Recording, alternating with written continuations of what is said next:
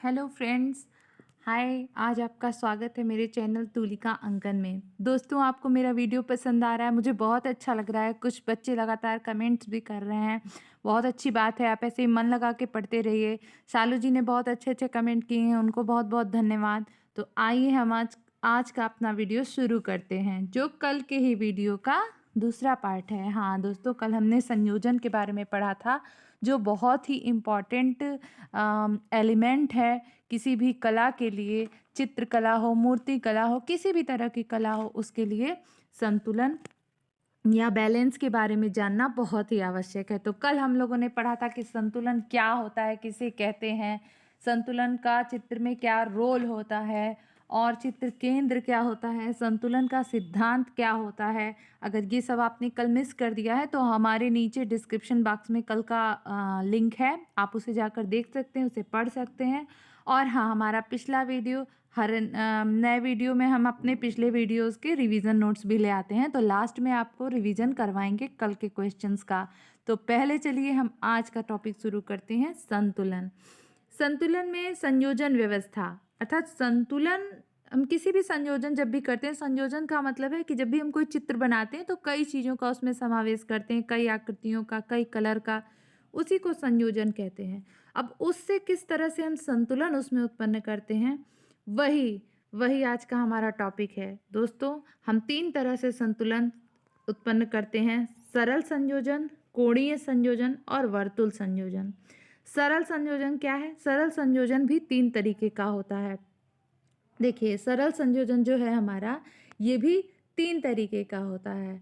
कौन कौन सा सरल संयोजन हमारा 3 तरीके का कौन कौन सा होता है? एक तो होता है ऊर्ध्व, ठीक है। एक संयोजन होता है हमारा ऊर्ध्व, ऊर्ध्व यानी कि ऊपर की तरफ, ठीक, ऊपर की तरफ संयोजन। दूसरा होता है क्षैतिज, क्षैतिज यानी कि इस तरह का संयोजन। और तीसरा होता है कर्णवत, कर्णवत अर्थात इस तरह का संयोजन। ठीक है दोस्तों, तो ये हमारा हो गया 3 तरीके का संयोजन। ठीक है, अब आइए हम देखते हैं कोणीय संयोजन क्या होता है। कोणीय संयोजन भी 3 तरीके का होता है। कौन कौन सा? कोणीय संयोजन होता है एक त्रिभुजाकार, दूसरा पिरामिडाकार और तीसरा बहुभुजाकार, जिसमें कई तरीके की भुजाएं होती हैं, बहुभुजाकार। तो ये हो गया हमारा कोणीय संयोजन।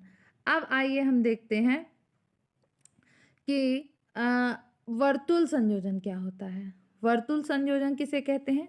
वर्तुल संयोजन ये होता है जो वृत्त या कुंडली की तरह होता है, जिसमें एक ही तरह का, जिसमें किसी एक ही तरफ की ओर रेखाएं जाती हूँ, एक निश्चित केंद्र से एक ही तरह, किसी विशेष तरीके की ओर। जैसे अगर आप किसी खिड़की से कोई रूम है उसको बंद कर दीजिए और कोई खिड़की है छोटी सी उसको खोल दीजिए, तो प्रकाश एक ही लाइन से आता है नीचे। तो यही, इस तरह के संयोजन को वर्तुल संयोजन कहते हैं। ठीक है, तो ये हो गया हमारा चित्र में संयोजन व्यवस्था। अब आइए हम देखते हैं चित्र तत्वों में हम संतुलन कैसे करते हैं। चित्र के अनेक तत्व होते हैं, जैसे रेखा संतुलन, आकृति संतुलन, वर्ण संतुलन, तान संतुलन। ठीक है, चित्र में रेखा, आकृति, वर्ण होती हैं, इनको हम संतुलन किस तरह से करते हैं, आइए इसको समझते हैं।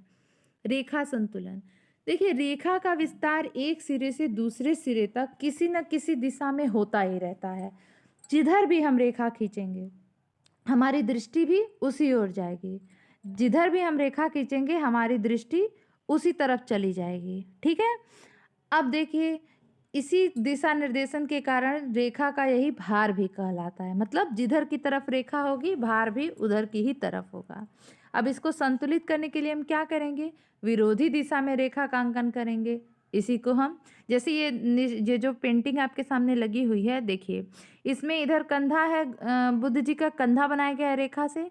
अब इधर उसको संयोजित करने के लिए क्या किया गया है? एक कमल पुष्प बना दिया गया है। या तो इधर भी पूरा कंधा दिखाता तो दोनों ओर संयोजित हो जाता, लेकिन इसको हाफ ही दिखाना था, तो इधर इसने एक कमल पुष्प बना के इसका संयोजन किया है, दोनों का भार बराबर किया है। अब देखिए आकृति संतुलन क्या होता है। आकृति, देखिए, जहाँ बड़ी आकृति होगी स्वाभाविक रूप से उसका भार अधिक होगा, और जो छोटी आकृति होगी, जो छोटी आकृति होगी उसका भार स्वाभाविक रूप से कम होगा, बड़ी आकृति का भार बड़ा अधिक होगा और छोटी आकृति का भार कम होगा। तो और जो अलंकृत आकृति होगी, जैसे इस बुद्ध जी वाले में देखिए ऊपर के साइड में जो उनका हेयर का पोर्शन है कितना अलंकृत है, तो उसमें हमको अधिक भार दिखाई देगा। और जो सरल होगा, जैसे नीचे की तरफ सरल रेखाएं हैं तो वहाँ पे भार कम होगा। तो आकृति के दोनों ओर हमको बराबर भार डालना पड़ेगा जिससे वह आकृति संयोजित प्रतीत हो, संतुलन उसमें दिखाई दे। अब आइए देखते हैं वर्ण संतुलन हम किस प्रकार कर सकते हैं। देखिए वर्ण संतुलन भी इसी तरह, वर्ण का भार जो होता है वह उसका ठंडा और गर्म के प्रभाव पे निर्भर करता है। ये आप जानते होंगे कि कुछ रंगों को ठंडा कहते हैं और कुछ रंगों को गर्म रंग कहते हैं। अब देखिए विरोधी रंगों से जब उनका संतुलन किया जाता है तो उसमें चित्र में संतुलन उत्पन्न होता है। अगर पीला रंग है तो पीले का हमें संतुलन करना है तो नीला। देखिए इधर इसने एक साइड में पीला बनाया और एक साइड में संतुलित करने के लिए इन्होंने नीला रंग प्रयोग किया है बुद्ध जी के चित्र में। इसी तरह अगर हम लाल करते हैं तो हरा, इसमें देखिए नीचे की साइड में लाल नारंगी रंग लगाया इन्होंने, तो अपोजिट साइड में इन्होंने हरा लगाकर संतुलित किया है। तो इस तरह से हम वर्ण संतुलन करके चित्र को बराबर कर सकते हैं, संयोजन कर सकते हैं। अब आइए तान संतुलन देखते हैं। तान संतुलन क्या है? कहीं उसी चीज को हल्के टच में, कहीं उसी चीज को गहरे टच में प्रयोग करना। ठीक है, जैसे इधर देखिए इन्होंने हल्का नीला रंग लगाया है बुद्ध जी की, इधर इधर यहाँ पे इन्होंने हल्का नीला कलर लगाया है, तो इधर इन्होंने गाढ़ा नीला कलर लगाया है। तान में अंतर करके इन्होंने तान में अंतर किया है दोनों जगह, तो इस वजह से क्या हुआ है, चित्र को संयोजन मिला है। तो दोस्तों इस तरह से हम तान का संतुलन कर सकते हैं। तो ये तो हो गया चित्रों में संतुलन, किस तरह से हम चित्रों को संतुलित करते हैं। फ्रेंड्स आपको मैं बता दूं कि कल के हमारे वीडियो में हम आर्ट से जुड़े कुछ करंट अफेयर्स लेके आने वाले हैं जो बहुत ही इम्पॉर्टेंट हैं। तो कल का वीडियो प्लीज़ मिस मत करिएगा, आप उसे ज़रूर देखिएगा। आइए आज के हम अपने चैप्टर से कुछ मुख्य क्वेश्चन देखते हैं और उसे सॉल्व करते हैं। पहले क्वेश्चन, चित्र में संयोजन व्यवस्था कितनी तरह से की जा सकती है? चित्र में संयोजन व्यवस्था कितनी तरीके से की जा सकती है? वीडियो के स्टार्टिंग में ही मैंने इसका आंसर दिया है कि 3 तरह से, सरल संयोजन, कोणीय संयोजन और वर्तुल संयोजन। इसी तरह हमारा नेक्स्ट क्वेश्चन है, रेखा को संतुलित करने के लिए क्या करना चाहिए?